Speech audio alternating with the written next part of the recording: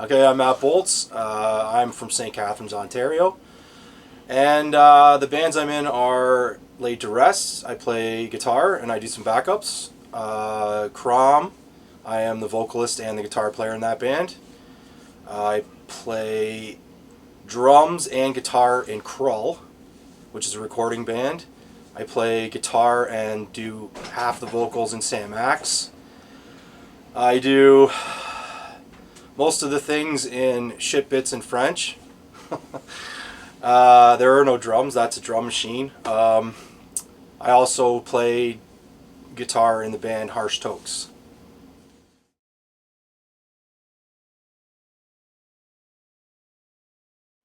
Okay, so I got into the extreme music. I started with metal, and the first thing that alerted me to what it was actually a Ministry record, The Land of Rape and Honey, because at the time I was just kind of starting to get into music that I was looking for or discovering, as opposed to just whatever you would get from the Walmart or whatever it was then, Zellers.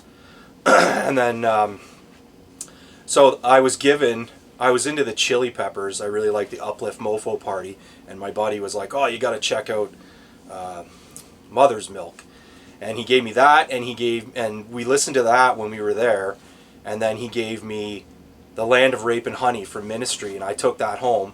So I didn't listen to it then. I listened to it when I got home, and when I got home, I put it in my Walkman, and I remember I was going to sleep, so I was listening to it when I was going to sleep. So first song came on, and it's Stigmata, it's all weird or whatever. So I was kind of starting to fall asleep. I was digging it, but it's like electronic music. But then the second song was the Missing. It has the with the guitar, and immediately I just sat up. I was like, "What is this?" And I was totally right into it. I was like, "This is the greatest. Whatever that is, that sound is awesome." And then the next song, The Deity, was the same thing. It was like the metal, jun jun jun jun jun. I was like, "This is wicked." So when I went back to school, he was like, "Hey man, did you like that album?" And I was like, "Yeah, I really like the second and third song." And he's like, "Oh, those are the metal songs. You like metal?" And I was like, well, "Okay." So then he was like, "You should check out other stuff, and you should watch Power Hour on Much Music." And I was like, okay. So then I started really looking into metal. And then the next thing he gave me was Scum Dogs of the Universe from Gwar, which I totally loved too. I thought that was great. And then I started getting into just basically whatever they would have on the Power Hour and stuff. And then it became the Power 30, and I can't remember what it was. Loud. It was Loud after that. So then I remember I would always go with my dad. We'd go see my Nana because she lived in Toronto. And then I really wanted to go buy some albums, so I convinced my dad to take me to Sam the Record Man. And I saved up all my stuff so that I could go and buy as much as I went. And I had it figured out because they had CDs and tapes, and I had both. So I figured out I can buy 2 CDs and 1 tape. So I bought Scum Dogs of the Universe. I bought Make Them Die Slowly by White Zombie. And I bought Arise from Sepultura on tape. And that was the one that I listened to on the way home in my Walkman. And as soon as Dead Embryonic Cells came on, that part in the middle, I was like, I could have been a brain surgeon or a lawyer, but I was like, nope, not going to be a friggin' guitar player, because that's all I want to do, is make that noise. So I was right into it. But then, roughly about the same time, because I was starting to display that I was into metal and heavier stuff, people at school that were older than me started to notice that, and then they were cool. Instead of just being like, "Oh, loser kid," they were like, "Hey, you should check out this, and you should check out this." So they were like, "Oh, if you like that, you should totally check out this band DRI," and I was given Dealing With It, which is the best album. I just love it so much to this day, and it totally made me. I'm a big fan of 40 songs, and they're all 30 seconds long. I just love that. It's super fast. That's the best. And then that was the great thing. I was really into that. And then right around that time too, we moved into our new house, And the people that moved in beside us, or I can't remember, maybe they already lived there, they were from Alabama. And the one kid was like, oh, you like DRI? You got to check out Suicidal Tendencies. And he gave me the first Suicidal album, and then that became like my second favorite hardcore record. It's like, it's funny because I like lots of Suicidal, but nothing compares to that record. That record is a perfect, amazing record. So I was big into that. I started getting into like really hard and fast. And at the time, I didn't even like differentiate. It was just all kind of like extreme music. Actually, I just considered it all metal. But then there was another guy from school, and he lived in the same like subdivision as me, and he would, like, we'd go to the bus stop together or whatever, and he was like, oh, you like Suicidal and DRI, you should check out Bad Religion. And he gave me No Control, and that's like probably my favorite punk record ever. It's just, when I put it on, I just have to sing like the whole thing. I just love it. It's so awesome. And everybody likes Suffer, that's their favorite, but not me. I love No Control. It's perfect. It's like the better version of Suffer, I think, personally. And yeah, so those would have been the first records. Another early punk record would have been White Trash, Two Hebes and a Bean. That was like one that I was given to, and I remember, I'm pretty sure I still have, like, somebody gave me the tape, but they didn't like give it to me. They were like, here, just check it out and give it back. So of course I copied it.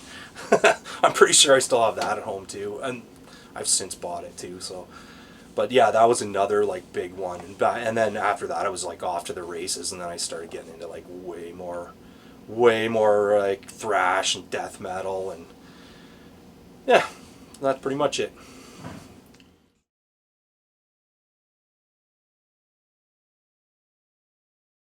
All right, my main influences, definitely for being, well, being a musician for sure was my parents, because when I got that Sepultura album and I was like, I want to do this, I want to do that sound, and I didn't even like necessarily know how to make that sound or what it was, but I was like, I gotta learn how to do this. I gotta play an instrument or something. So then, yeah, so my parents, they were like, they don't really like the metal or the punk or anything like that, but they were supportive. They were like, okay, well, if you want to get a guitar, then we'll get you a guitar. And they got me a guitar, and it was an Area Pro 2 and a little amp. I can't remember what the amp was. It was probably PV, but I'm not exactly sure. I can't remember at this time, but it was a small like 10-watt practice amp. And then they got me lessons, and I started playing at the conservatory in St. Catharines. But then, you know, you kind of get bored of that. So then another thing, it was kind of funny because, like I said, I was like checking things out. There was a magazine. It was like a thrash special in Guitar World, and there was like, I think it was like, Sepultura was definitely in there. Megadeth was in there. A bunch of thrash, like obviously it was a thrash episode, but it was like more of the bigger ones. I don't think Metallica was in there, but it was like that. But it had tablature, so I was like, oh, what's this? And then somebody at school was like, well, if you look at it, like you see how these are the notes, that's the musical notes, but underneath the tablature just says, you know, 3, 5, whatever, and that's like the frets on the guitar. So you just look at that and you can figure out how to play the song. And I was like, oh, cool. So I started figuring out how to play guitar. And then once again, my parents, I was like, I heard the song One by Metallica, and I really liked that. So then I went out to buy a Metallica album, but I didn't have very much money. So the only one I could buy was the $5.98 EP, which wasn't $5.98 at the time.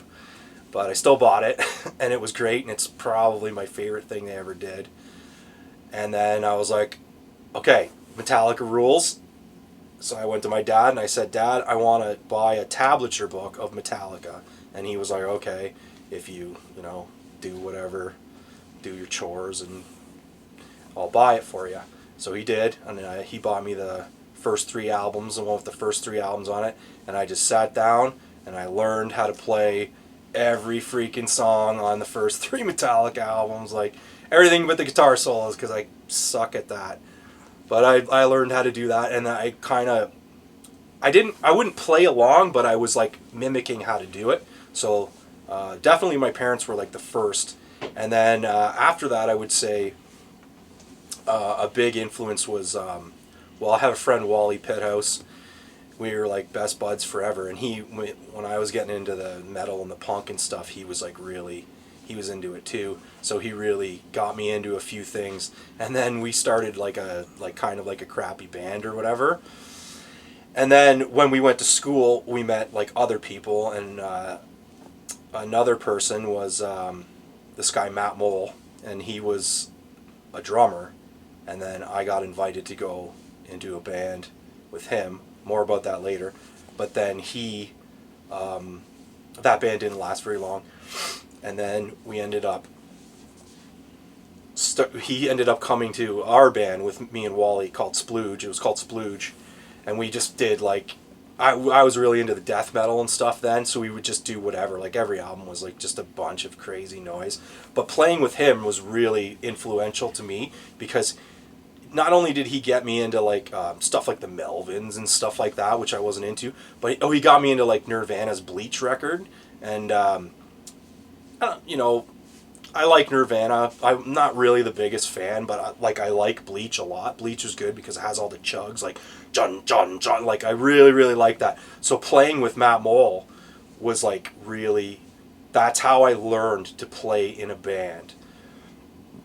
I was like, I could play guitar before that, but that's how I learned to like, you know, change tempos. And you know, back then I'm still like, I could play metal and stuff, but we're still basically just playing punk rock because we're just young kids, right? That's what everybody does.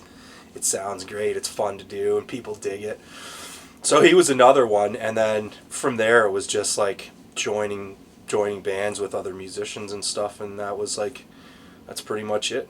That's how I was influenced, and now I'm just influenced by everything. I'll like, so a lot of times, even with Laid to Rest, I'll hear a song by some other band that's not,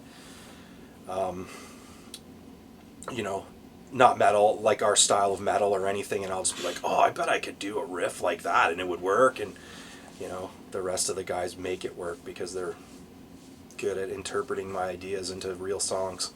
So yeah.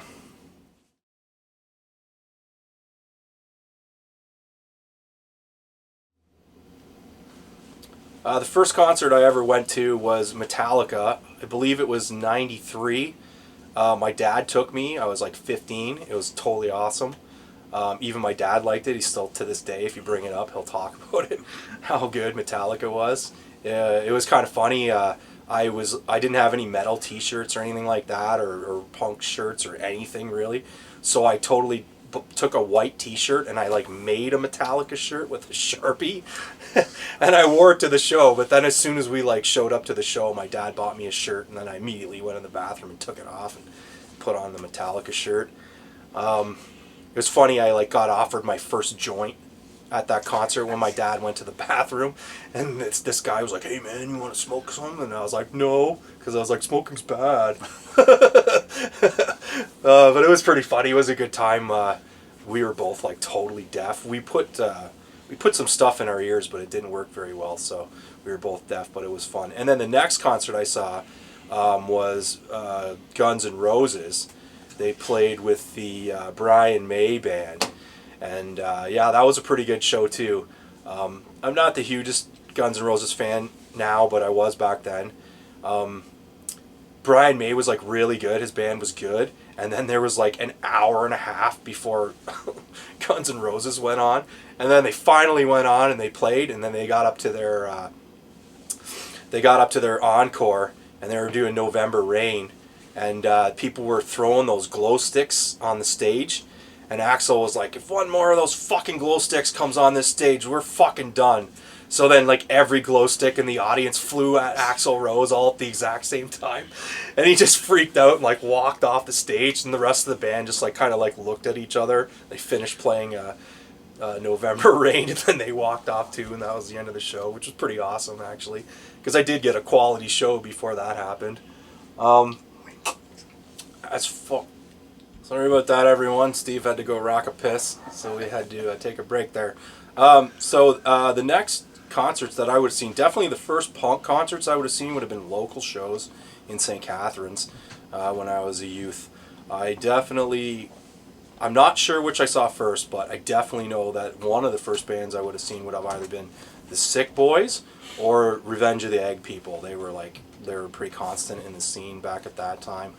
And I know that like Matt Mole there, the guy I talked about earlier, he was friends with the drummer of the Sick Boys, so we knew them pretty well. I didn't know them well, but we hung out with them and stuff, so they were pretty good bands. I know that was when I started to differentiate between what metal bands were and what punk bands were and how there was a difference, because before that they were just kind of all extreme awesomeness to me. So I also back then would have seen, I did see the Bunch of Fucking Goofs at the Mind Bomb pretty early too. I remember that because I didn't even really know that band except for one song on the Fringe compilation that had like Sacrifice and all those bands, Razor. So they were good. I remember seeing them at the Mind Bomb. And then my buddy Paul's band back then, the Subspecies, I saw them a lot too pretty early. They were kind of like a Misfits horror punk thing. So those would have been the first ones for sure.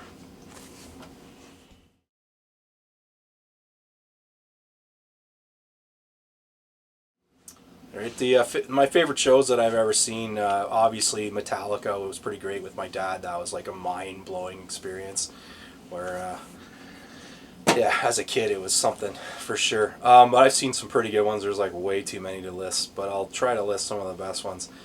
Definitely one of the ones that was like another one that was mind-blowing was when I saw Strapping Young Lad in 2003. And I was kind of going through... I was definitely going through a period where, like, beforehand I was just getting more and more extreme with, like, metal and, like, everything I could get into. And then I kind of, like, burned myself out on it. And I was like, whatever. I kind of don't want to listen to anything like this anymore for a bit. And I didn't for a long time. And that's when I started getting into, like, a period of, like, listening to jazz and blues. And I really was into experimental. I was into, like, a lot of jam bands a lot, too, which is one of the reasons why Krom exists. Like Cream, I really love Cream, especially live Cream. Like that live album, I was into that, and Zeppelin and stuff like that. But I was like not. I guess I kind of just burned myself out on metal, so I wasn't really paying attention to it. But I did hear Strapping Young Lad, and I wasn't downloading anything, or I didn't even know how to use a computer at this point. But my girlfriend, who's now my wife, Michelle, she burned me a CD that had 5 Strapping Young Lad songs on it, and they were mostly from the first 2 albums. And I liked it, but I wasn't like, it wasn't the best thing ever, and I never really paid too much attention to it. But I did like the song. So then my friend Melanie, she was like, hey, we're going to go see Strapping Young Lad. Do you want to come? It's like, whatever, $20. It was like super cheap. And she's like, I'll get you a ticket if you want to go. And I was like, yeah, sure, what the hell, I'll go see some metal. I haven't seen it for a while.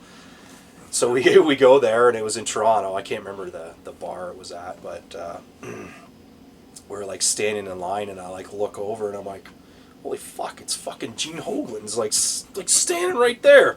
And I was like, fuck, man. But I was too nervous. I didn't go talk to him or anything, but I was like staring at him like a weirdo because he's like fucking the most amazing drummer.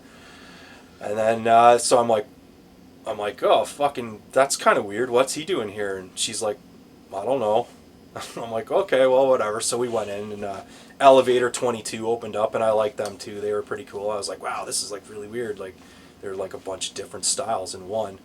But then when Strapping Young Lad went on, it was just like, it was awesome. They were like flying V's and Explorers, and they're like devil horns, like, and like metal, and like doing like the hair loops and the ZZ Top moves and stuff. And I was like, holy crap, they were like so awesome. And then that just got me right back into heavy metal and punk, and like I was like right back into like, yeah, I want to play like loud, distorted, rockin' guitar with like, fast and stuff like that. I was like right into it. So I became a huge fan from that point on. Another one that was really big, Sacrifice, when Sacrifice got back together in 2009, because they were like my favorite band. Like they're like my favorite Canadian metal band, and I burned out 2 copies of fucking Torment and Fire on cassette. I fucking loved them, and yeah, I was like really pumped when they got back together. I got a ticket right away, and I was right into that, and they just ripped it up. And then they made a DVD out of it, so I can watch it anytime I want. So it was pretty slick. Bad Religion, when we played, what is it, North by Northeast? We played that show. They played a free concert, and I'd never seen Bad Religion, and everybody knows I love Bad Religion in my band, so we all jumped on the train or whatever and went down there, and man, they were so awesome, man. I just freaking love that band. They are so good. It was funny because we had like the VIP passes because we were in the festival or whatever, right? So we could go wherever, and I ended up getting separated for the guys in my band, and they went to like the VIP lounge, and they were like watching from the side stage or whatever, but I went like right to the middle of the pit so I could get the best view. And it was kind of funny. I was like sitting there, and this dude's like, he's like, "Hey man, you're in Laid to Rest," and I was like, I was in Toronto, so it was kind of weird. I was like, "Yeah, how's it going?"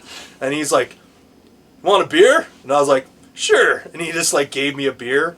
So I was like drinking with this guy, and I was like, I had my flask with me. I was like, "Hey man, you want a shot of whiskey?" And he's like, "Yeah man." We're like drinking or whatever. They're like just killing it on stage. And it was funny because Kegger told me later, he's like, "We were laughing at you because it was like the happiest we ever saw you in your life watching Bad Religion." And I was like, "Yeah man, that was pretty awesome." It was fun. It was fun to play that show, and we had a good time that whole day too. But that was a really good one. I gotta think. I'm sure there's others. Pantera. Every time I saw Pantera was really good too. They always put on a quality show. Sepultura was great. I was actually probably the first time I saw Pantera, Sepultura, and Biohazard, and that was like a killer show. I'm trying to think of some of the more punk bands that I've seen too.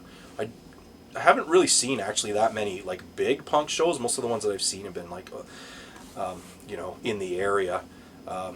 Daygles, obviously we played with the Daygles a bunch of times, and they're always just amazing. DRI, actually before the pandemic happened, Sandy was like, "Hey, does anybody want to go see DRI in Buffalo tonight?" And I'd never seen them, and I was like, "Yeah, let's go." And then I jumped in. Sandy drove us over. We fucking had a blast. It was such a good time, and they were fucking awesome. I love DRI. They're so good. Yeah, so there you go. I could do this forever, but I'm not gonna. Okay, just to add to the shows that I saw that were awesome, I also saw Motorhead quite a few times, but the best time I saw Motorhead was the first time I saw Motorhead, which was in Kitchener at this club. It was like it wasn't super small, but it was small enough. And it was so goddamn loud. It was insane. I knew Motorhead was going to be loud. I had been warned. I had friends that were super into them, and they were like, "This is going to be the loudest show you ever saw. You gotta take precautions." So I did. I brought earplugs, and I went, and I stood back, so I was far away. I wasn't like sitting beside a speaker or anything. I had earplugs in, and it made my fucking teeth hurt because it was so fucking loud. But it was awesome too, and I still love having sore teeth for that show because it was the best. And I saw them a million times after, and they were great, but that first time was just insane.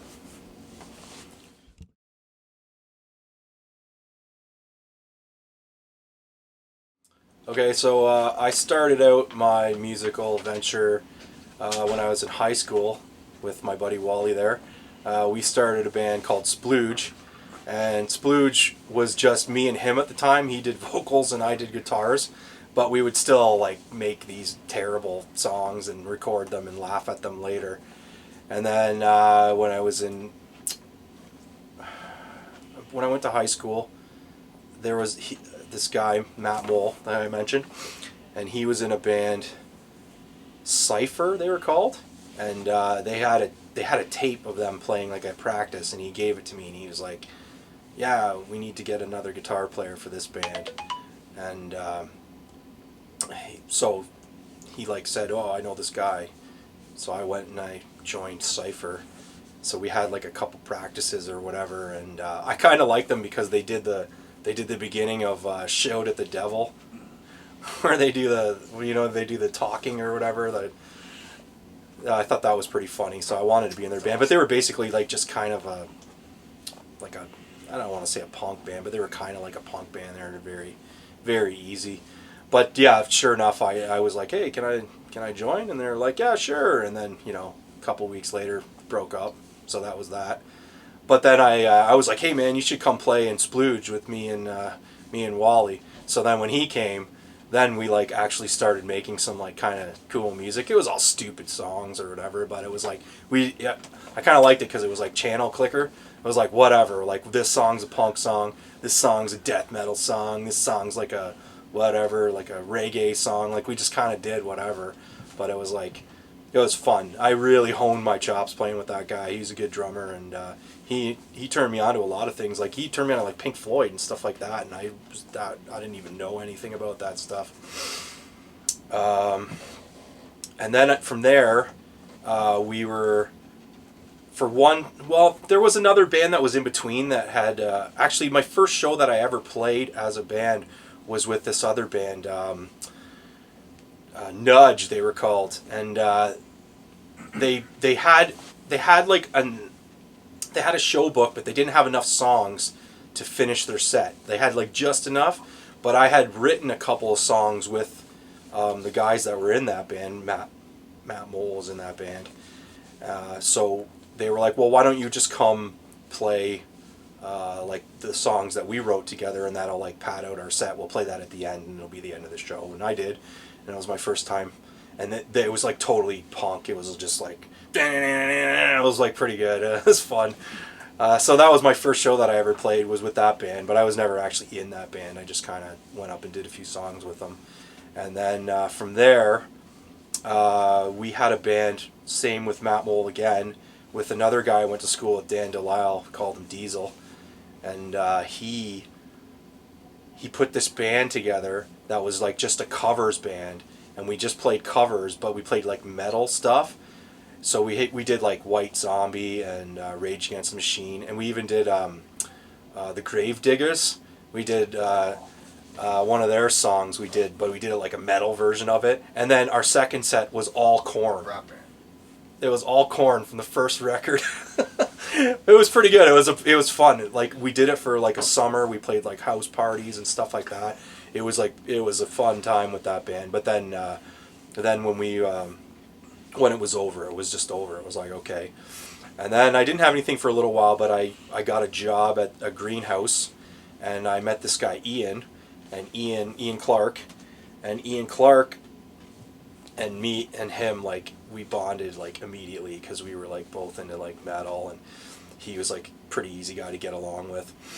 And then the funny thing too, actually, it turned out like years and years and years ago, his mom and my dad dated for a while, and I remember my dad would always like talk about her and stuff, and it was kind of funny that like they ended up like connecting again and speaking after years and years, and like they're obviously both married off and stuff. But it was kind of funny. I remember going over, and she had like old pictures of my dad with mustache and big sideburns and stuff. It was like pretty cool. But we had a band. He had a band called what were they called? Professor Chode, and I joined that band.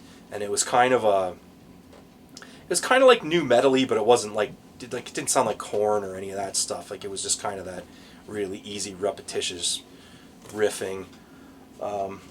So I was in that band for a little while, and that was pretty fun for a little while. But then they wanted to like kind of change it and make it sound more like the Deftones and that kind of stuff with the singing, and I was like, I was kind of not into that, so I just quit. And then I wasn't in a band for like 10 years, really. I did have like musicians I jammed with. I did have one band that was kind of a recording band, but it wasn't serious. We would just get together and get high and drink beers and play tunes. That was called Barf Chunks, which was pretty fun. They didn't even want to call it that. I just forced them to call it that because I thought it was hilarious. So I did that for a little while, and we played wherever we could for whatever. And then I wasn't in a band for a long time, so like it was like 10 years, and I didn't play, and it kind of sucked. And I had the itch, but nobody to scratch it with. And then this guy Owen started working at Owen Timms started working at the job I was at, and he was like, "Oh, I'm starting up this band, and we need a bass player. You should come play bass." And I was like, "Cool. Tell me when and where." So I went, and that's how I joined Hatchet Face, and that's where I met Sandy, and he's been my brother for fucking ever. We started. Owen was the second guitar player, and like they pretty much had it already going with Bigley, Scott Bigley, and Billy was our drummer, Bill Spencer, and it was pretty good. It started rocking along pretty good, and then for whatever reason, Owen just wasn't coming to practice much anymore, so he just kind of was gone. And then we were talking about getting another guitar player, and I was like, no, Sandy's fucking knows his shit, so let's just do it. Like, we're not playing guitar solos, and you don't really need to pad anything out. It sounds great. It's huge, right? So we did that, and it was pretty good for about 3 years, I would say. It lasted about 3 years. And then that kind of started to like fizzle out too. We were still practicing and stuff, but it wasn't really going anywhere. It wasn't really happening. But at that time, Sandy joined Laid to Rest, and Laid to Rest had Luke, and I worked with Luke at my job long time ago, so I hadn't seen him in years and years later. So I met him when I was like, early 20s anyways. But yeah, he definitely left an impression on me. I thought he was like a super cool guy. I ran into him every once in a while at the bar, all drunk and stuff over the years, but never really connected. So one day Sandy came in, he's like, yeah, I have a mutual friend, and he's like, Luke Weatherson. I'm like, holy shit, I haven't seen that guy in forever. So he came to one of our shows when we were still playing shows with Hatchet Face. And then, yeah, they were like, well, Sandy called me up the one day. He's like, I'm playing in this band, Laid to Rest. And I was like, oh, cool. And I was like, what are you doing? Playing some guitar leads? And he's like, nope. And I was like, oh, are you playing bass? And he's like, nope. I was like, you're not fucking playing drums, are you? And he's like, yeah, I'm playing drums. And I was like, oh, that's cool, man. And he's like, oh, we need a guitar player. We need like somebody like a second guitar player. So you want to come? And I was like, hell yeah, because I hadn't played guitar in a long time, and I was like itching to play. And then I showed up to the practice, and it was pretty cool. We were doing, we did Motorhead, and we did Dayglows. I can't remember what else we did, but we did that for like a practice or two, and then finally, well, not finally, like second or third practice, I was like, let's just start writing some tunes. We'll see what happens. So we wrote the song Laid to Rest. That was our first song, and it was kind of neat because it was like the slow chuggy part with the fast part, and I was like, oh, this is cool. It sounds like SOD. We should do that. And then that's kind of what we've been doing ever since. So we definitely progressed a bit over time. So yeah, and then everything that I've done since then really has been kind of a spin-off of that band. Like Krom's like kind of like us just jamming. We would like get together and like drink a bunch of beers and then jam out a bunch of tunes before we would go to see the Tiger Cats. And that was like fun. We actually did have a band before that called the Electric Bong Dragon. Sandy was in that. He was the bass player. But then we didn't do that. So then we started doing that with Krull, or Krom, I should say. Yeah, and then Krull, that was another one. That was one where Luke was like, oh, we should just like hang out and like record some stuff at his new place where he lives. And I was like, yeah. So the one time over Christmas holidays when I was off, I went down there and we recorded some Krull, which isn't metal at all. It's like it's more like instrumental kind of. It's kind of like Electric Moon and those kind of bands where it's just like really jammy, but it's not like guitar solo jammy. They're just like making noises and playing soundscapes. That was kind of the idea. That one's pretty fun. I played drums in that one, which, like, I'm not a drummer really, so it's kind of cool. Sam Axe was, that's me and Kegger, and that was just like a fun, that was like a super fun thing. We were playing a show one time in Hamilton, obviously, and we were like talking about like making this kind of like punk metal, like fast punk metal punk thing, but making it super not serious, like, because we wanted it to be the exact opposite of like, you know, having to worry about having good guitar tone and showing up on time and playing good. We were just like, we just want to make shitty songs.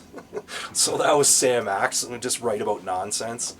So that one's fun. And then similarly to that, one time, me and Andy were talking, and we were like, oh, we should just do that, like, but with something else. And I was like, oh, we should do something like even more ridiculous. Like, we should do like, you know, industrial metal with like drum machines or whatever. So I brought over my drum machine, and we were like, just had a go at it with a few songs, and we like wrote some stupid stuff. Like, one song was about Kim Mitchell, how he sucks because he's not in whatchamacallit anymore. What's that band? The Blockheads album. Max Webster, because Max Webster rules. Yeah.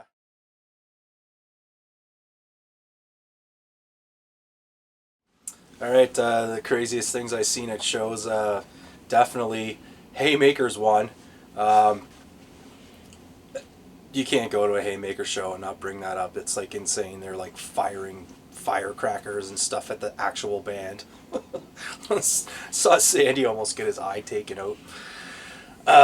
It's kind of funny. It was probably the first time that I saw Haymaker when they did a reunion show since I've been aware of them.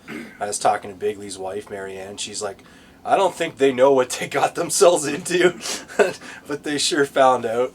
It was pretty funny because I knew all about the Haymaker stuff from Bigley telling me, and I wore the protective safety glasses, and I was like wearing them. I went up to the stage, and this guy is looking at me. He's like, you know something about this that I don't? I'm like, oh yeah, buddy. You're going to find out real soon. They're pretty good. Actually, Slayer pits are always crazy too. I've been in a few. I got totally, this skinhead dude like ran and drove his knee into the side of my leg and totally like fucked me up for the rest of the show one time at a Slayer show. Actually, one of the funnest times I ever had in my life was a Slayer show. I can't remember what it was, but it was definitely when Dave Lombardo got back with them, and they were like like playing all the old stuff, like all my favorites. And I just got super liquored. I took a 2-liter bottle of Coke and poured a bunch of rum in it and drank that on the way up. And then when we got there, this is all when I was younger. Smoked like a bunch of joints in the parking lots, and then the rent-a-cops came and gave us the third degree about, you know, you can't do this and that. And I was like, oh, okay, thanks, boss. I'll see you later. And I went into the show and then proceeded to drink them out of all of their coolers that they had there because they were cheaper, and I just wanted to get super bombed even though I already was. And then when Slayer went on, they started playing, and I was like, I wasn't in the pit, but I was like close to the pit, and somebody stepped on my foot, and then I got pushed sideways, and I went out of my shoe, and then my shoe got like kicked around, and I couldn't get it, so I spent like the whole rest of the show with only one shoe on. And then when the show was over, I went up to the front and like looked all around, and I couldn't find my shoe, so I walked out of the venue with one shoe, and when I got outside, I just chucked the other one in the garbage, and everybody was laughing at me and cheering. It was pretty funny. My wife said, I came home and I was like, I'm going to bed. And I just went and passed out. So that was pretty fun. Actually, when we played, what bar was that? It was in the Hamilton. I wish I could remember if somebody else was here that was in my band, they could say it, but there was a bunch of guys skateboarding in the mosh pit, which was totally insane. I've never seen that. They're like skateboarding around in circles like a mosh pit. It was insane. I was like, that's awesome. And it was kind of funny too because at this particular show I had hurt my back at work, so I couldn't really like rock out the way I normally do. And so I got a real good chance to like watch the crowd at that show, and it was just insane watching these kids like skateboard, and they're like doing stuff on the side, like, doing flips on the side of the stage, and it was pretty cool. That was a good time, man. Yeah, that's all I can think of off the top of my head.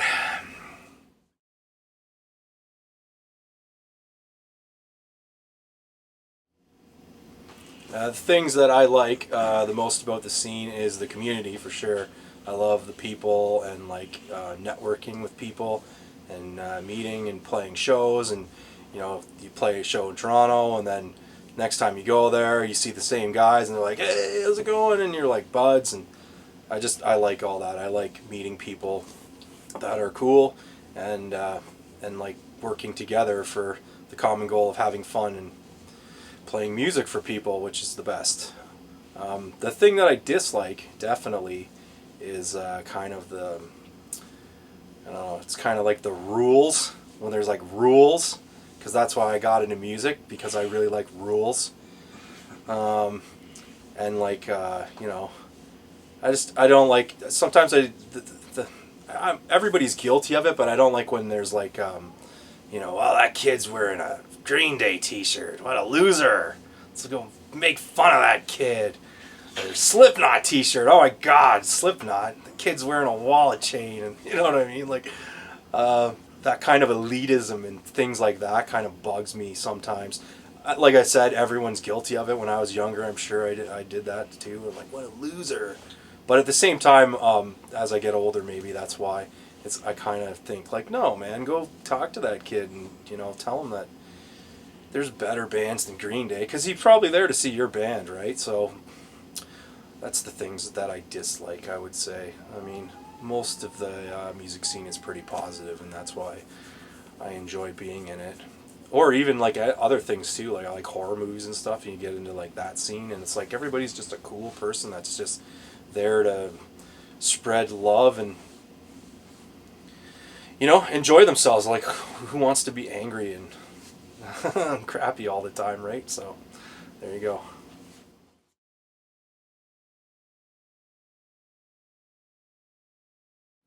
All right, my most useless talent is playing guitar, because you don't get any money, you don't get any chicks, you don't get any respect. Useless.